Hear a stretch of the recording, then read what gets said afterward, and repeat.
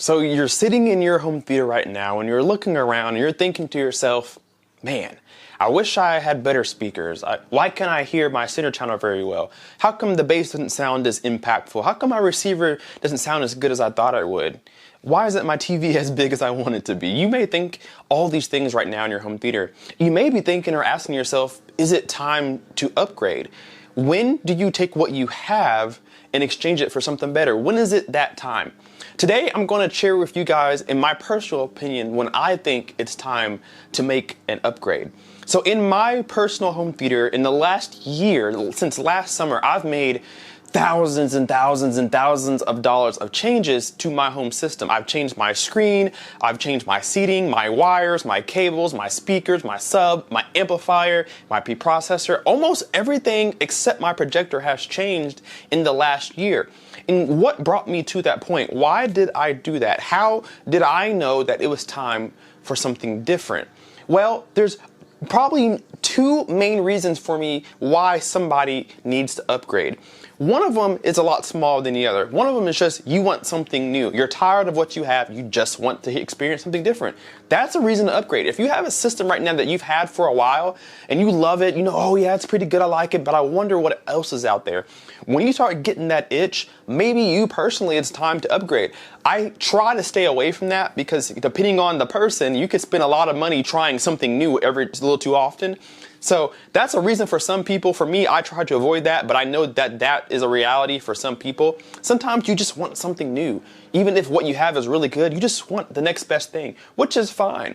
But the real reason and how you know it's time to upgrade is when you've tried everything to make your sound system sound the way you want it, and it just can't. So let's go back. How do we know that what we have in the room now is as good as it's going to get? Well, make sure your placement is correct. Try every possible placement, especially for subs. If you're having trouble getting clean, tight, accurate bass, low bass, try moving that sub in different positions and seeing what that does to your sound. Because I promise you, even moving your sub over just an inch or turning it just a little bit will change the way that it sounds. I promise. You may find that it got louder, or maybe it got worse, it got boomier, it got quieter, it got tighter, more accurate. Something will happen, whether you can hear it or not, something will change. So placement is a big factor. Make sure you place all your speakers in the correct spots, the ideal spots. Pull the speaker away from the wall if you have the room versus keeping it pressed against the wall, especially if you have rear ported speakers on the back side. Pull those off the wall. You'll change the sound there. Maybe it'll open up and open up the sound a little bit bigger, not as muffled. You'll change the sound that way too.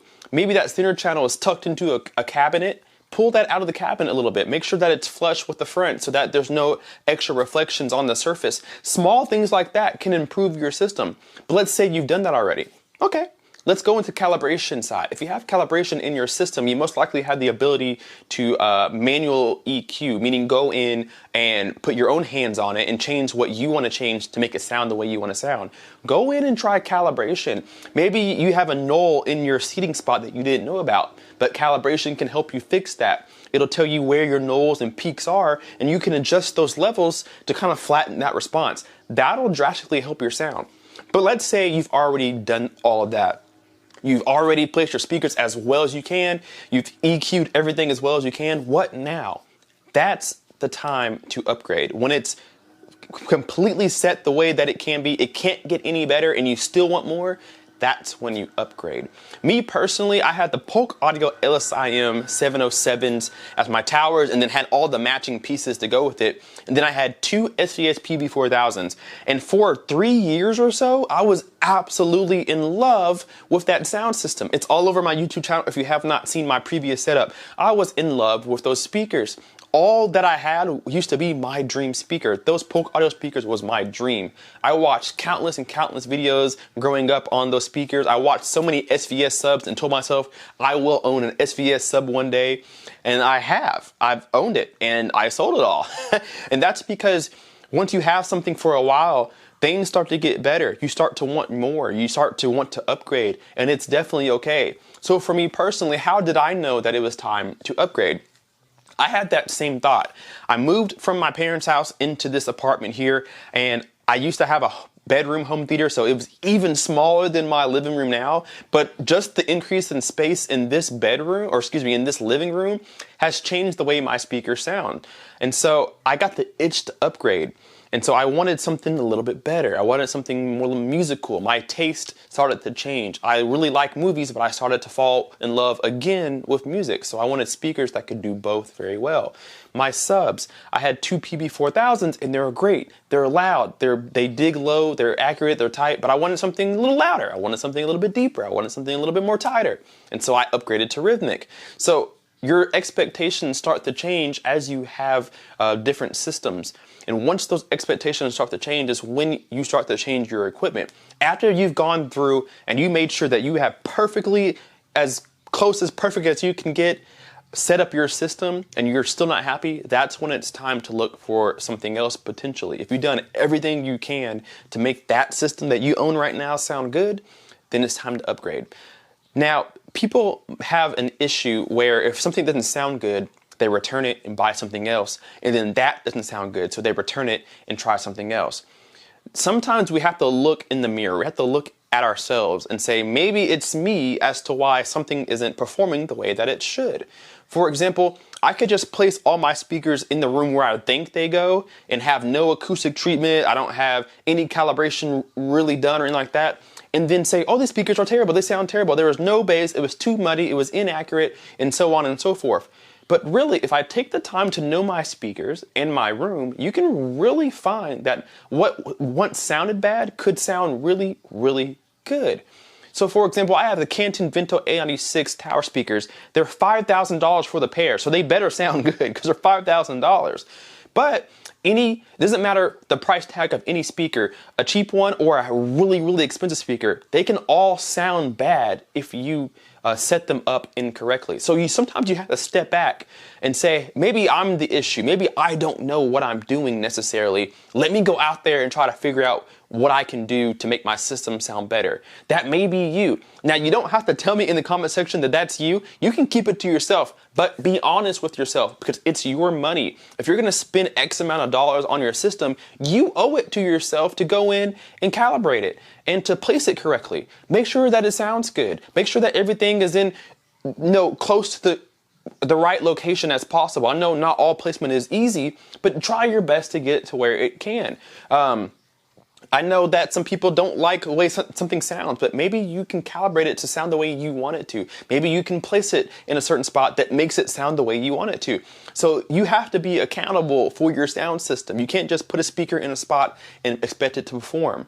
It's not going to work like that, especially the higher, the more money you spend, the higher trim levels you choose, the more effort you're going to have to put to make that speaker sound good, in my personal opinion. Now, the last thing about upgrading your speakers may not be the issue. It may be on the component side of things. If you're going to buy expensive speakers, it only makes sense to pair it with equal value on the receiver side or the preprocessor side or the amplifier side. You don't want to buy $7,000 a pair of speakers and then pair it with a $400 amplifier. You're going to starve your performance out of your speakers because the amplifier wasn't made to be paired with that. So make sure that all the components that are in your system are made to be together. I have an Anthem AVM 70 preprocessor. It's a $3,600 piece of equipment that I still can't believe I bought because that's a lot of money for one item. But it's so necessary because it brings the best out of all the other things that I bought. And so everything works together in cohesion, and so everything sounds good. And I can bring the best out of my speakers, out of my subwoofer. I can bring the best out of calibration with that one piece of equipment.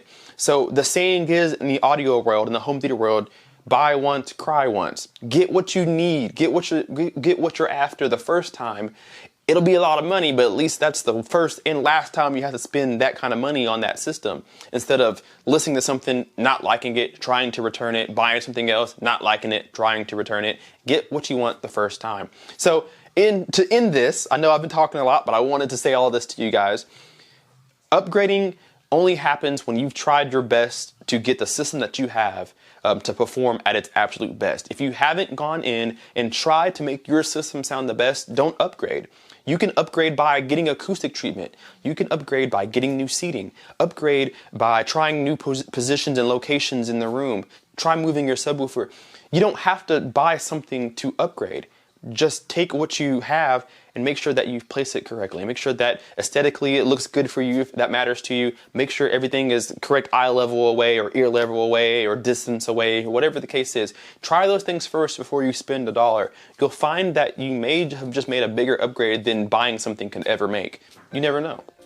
Alright guys, so that's going to be it for my rant. I wanted to talk about when is it time to upgrade, how do you know? That's my personal opinion. If you made it to the end of the video, I greatly appreciate you watching. I don't do many videos like this where I just talk, but I thought it's a pretty important topic that not many people talk about as far as when should you upgrade your system. That's my personal opinion, so what I want you guys to do down below in the comment section is to tell me your opinion. When do you think it's time to upgrade? How do you know? I want to hear that in the comment section down below. I also want to see you, elbow that like button and then back slap that subscribe button while you're at it. And we'll see you in the next video. K-Pace Guy out. Peace.